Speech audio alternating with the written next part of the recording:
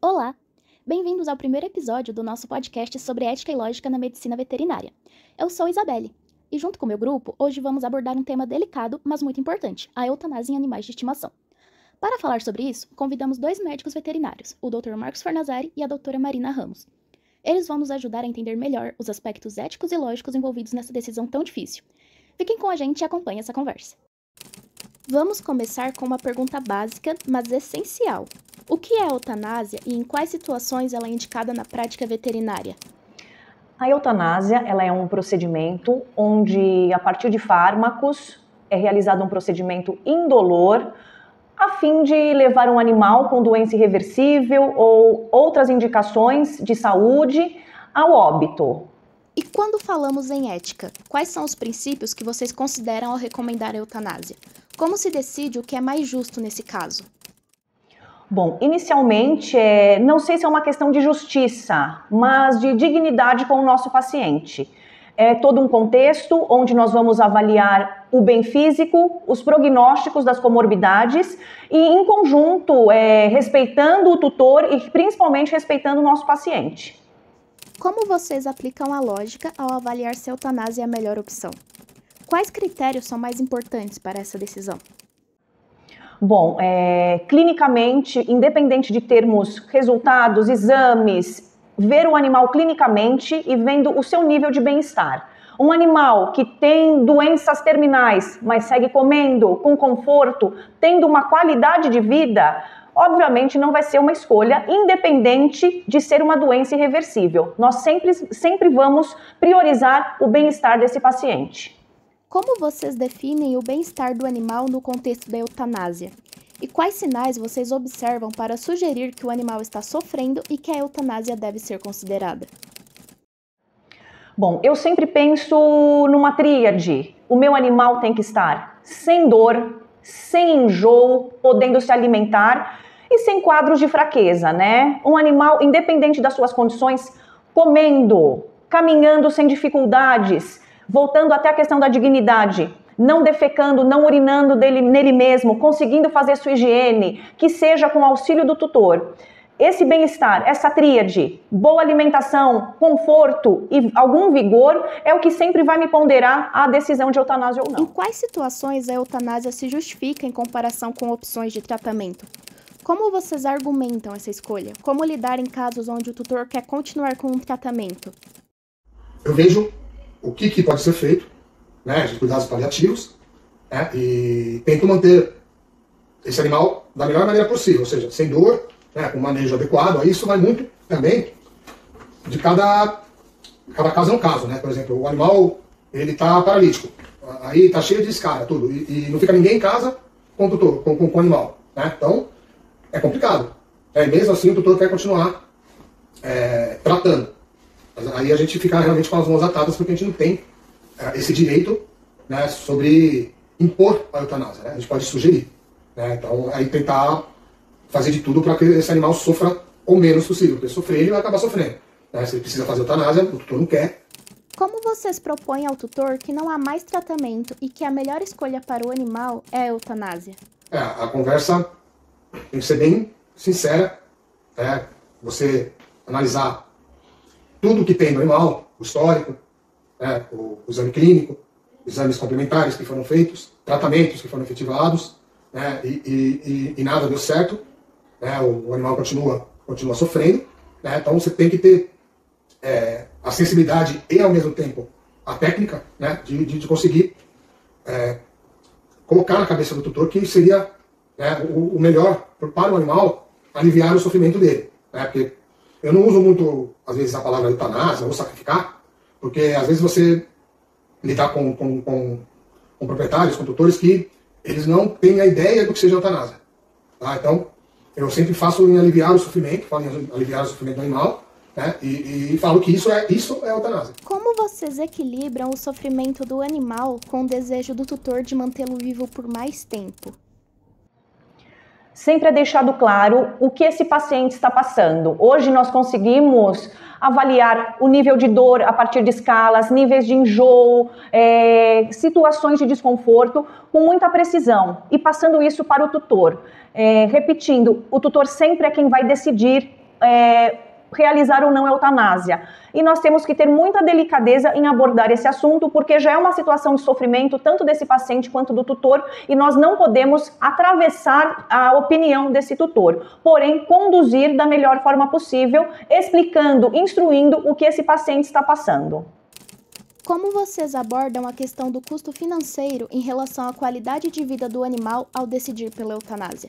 Por exemplo, às vezes há o que ser feito, mas o tutor não tem as condições necessárias para isso. Eu vejo, pela parte do custo, às vezes também você pode colocar aí custo e tempo, né, que você tem com o animal, porque uma pessoa quando está sofrendo, ela fica assistida por alguém, ou no hospital, ou você contrata uma enfermeira para ficar com a pessoa, né, e às vezes o animal não tem essa oportunidade. Né, então, além do custo, eu coloco também o manejo. Né. Em termos de custo, às vezes eu tento ver se o proprietário consegue passar no hospital público, né, e consegue alguma coisa de doação de medicamentos, que para aquele caso possa servir, né, e explica para ele que não era a hora de fazer eutanásia, né, e ver se você consegue resolver a situação. Mas realmente é um caso difícil, né, que aí vai depender da sensibilidade que você tem, né, da experiência, né, que você tem de conversar com o tutor e ver qual vai ser a melhor solução para os dois. Né? Então, se o animal está muito ruim, o tutor não tem como cuidar mais dele. Né? Então, infelizmente, a gente acaba, né, optando por fazer a eutanásia, mas sempre digo, se o animal estiver bem ruim, se o animal não estiver ruim, infelizmente, eu falo para ele que eu não posso fazer a eutanásia porque não está na minha capacidade de fazer isso, né? Não é permitido. Né? No meu juramento como veterinário de o animal ainda está bem e tirar a vida dele. Então, aí não tem como.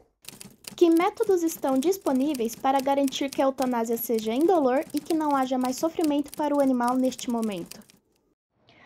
Bom, é muito importante que o veterinário tenha instrução e uma base farmacológica para saber quais fármacos utilizar, o que eles causam. Eu sou formada anestesiologista, não exerço, mas a partir disso eu sei quais fármacos fazer uma indução anestésica correta, quais fármacos vão ser mais indicados para cada paciente. Se é um paciente terminal com dor, é feito um procedimento prévio à eutanásia. Não existe um padrão, não existe uma conduta prévia de como se aplicar os fármacos para a eutanásia. Isso vai muito de cada profissional e a sua experiência base. E em situações em que o tutor decide unilateralmente pela eutanásia, sem considerar outras alternativas de tratamento, como vocês lidam com isso? Existe um limite ético? Muitas vezes o tutor liga para cá dizendo que tem um animal muito agressivo, que não consegue mais controlar ele e que quer fazer eutanásia no animal. Fala, olha, infelizmente isso não é possível. Você procura um adestrador, né, tenta fazer um trabalho junto com o adestrador, do médico veterinário e adestrador, se não é castrado, se não é castrado, tentar chegar no motivo onde o animal ficou agressivo. Entendeu? Então também é uma coisa que a gente se defronta às vezes, mas nesse caso não tem outra resposta a não ser a gente não faz. Há um termo de responsabilidade que precisa ser assinado pelo tutor antes de realizar a eutanásia, certo? Como esse documento pode proteger o veterinário e assegurar que o tutor foi bem orientado? Sem dúvida, como qualquer procedimento que vai envolver fármacos, fármacos controlados, existe um termo, tá, de ciência, não só para decidir o fim da vida desse animal, mas também o que será feito, né, com esse corpinho na sequência. Então tudo deve ser documentado e acredito que hoje em dia, infelizmente, nós temos que ter esse respaldo judicial. Porque é uma decisão difícil, muitas vezes um tutor opta pela eutanásia sem falar com outros familiares, então é um documento sim que dá um respaldo para o médico veterinário. Nós sabemos que a medicina veterinária possui um código de ética próprio. Como essas diretrizes influenciam suas decisões sobre a eutanásia? Existe um código de ética veterinário que seria muito importante que todos os veterinários tivessem ciência dele. Porém, não adianta estar escrito num código. Essa ética vai além da nossa formação, é como nós somos como ser humano. Então, não é só em relação ao nosso paciente, não é só em relação à lida com esse tutor, é como a gente lida com o mundo. Então, quem tem essa ética com o seu animal, quem vê a dignidade, o respeito com esse animal, já está indo num caminho muito ético e principalmente com os nossos colegas. Já houve um momento de questionamento sobre a sua própria ética ao realizar eutanásias? Bom, eu sou formada há muito tempo, eu já me deparei com muitas situações, animais de rua atropelados, amputados, animais abandonados, com doenças irreversíveis.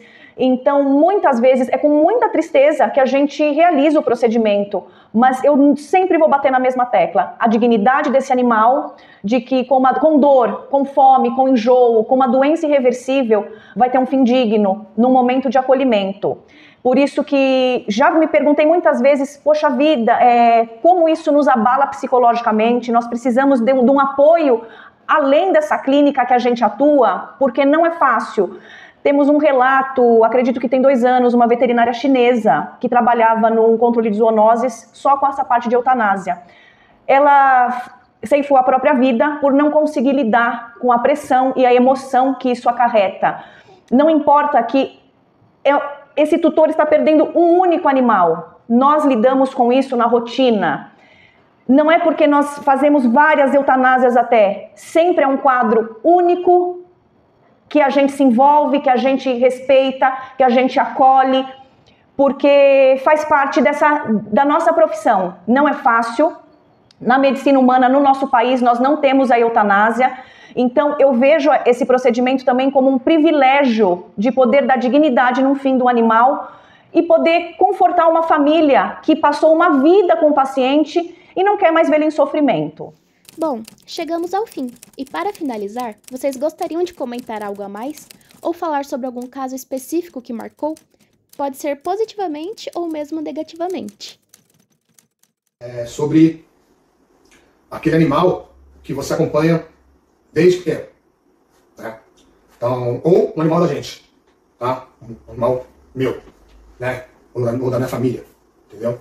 Então, acho que isso é o mais, assim, marcante de tudo, né? O que deixa você marcado, né? O caso que marcou mais recentemente foi da Pump, né? Que foi uma bacezinha que, com 2 anos, ela teve uma queda, parece, e ficou paralítica, operou a coluna dura, ficou paralítica, e desde então, até os 15 anos, ela passou comigo, e até os tutores têm uma certa amizade, mas a amizade veio daqui de dentro, né? Então, foi um caso que me marcou bastante, porque como ela teve várias comorbidades, né? Então ela era paralítica, ela desenvolveu Cushing, né? Tinha problema cardíaco, depois desenvolveu problema renal. Então, ela passou por vários especialistas, né? Os tutores, mesmo não sendo uma pessoa de grande porte financeiro, mas a gente via que eles não poupavam nada em relação assim, à cachorrinha, né? Fizeram de tudo, fizeram tomo, fizeram todos os exames que eram necessários fazer, eles fizeram e assim, eles iam em vários especialistas, eles foram, mas o que eu achava legal, assim, interessante é que eles sempre pediam a minha opinião. Toda vez que ele ia em algum especialista, eles vinham para mim para o que você acha da conduta do especialista. Quer dizer, é muita confiança, você entendeu? Então você fica até assim, emocionado de você lidar com esse tipo de situação. Porque você vai no especialista, ele chega em você e pergunta se o especialista está certo, você fala que o nível de confiança em você é muito alta, né? Então a responsabilidade é muito grande, então foi um caso que me marcou bastante mais recentemente. Já teve outros também, eu vou para 30 anos de profissão, então já teve outros também que marcaram também, mas o mais recente é da Pump. Muito obrigada, Dr. Marcos, doutora Marina, por compartilharem suas experiências e reflexões conosco. Acho que ficou claro como a eutanásia envolve não só uma decisão técnica, mas também um profundo respeito pela vida e pelo bem-estar dos animais. E a vocês, ouvintes, espero que tenham aprendido um pouco mais sobre esse tema tão sensível. Caso precisem lidar com uma situação dessas, agora estão mais informados. Obrigada por nos ouvir e até a próxima. Tchau!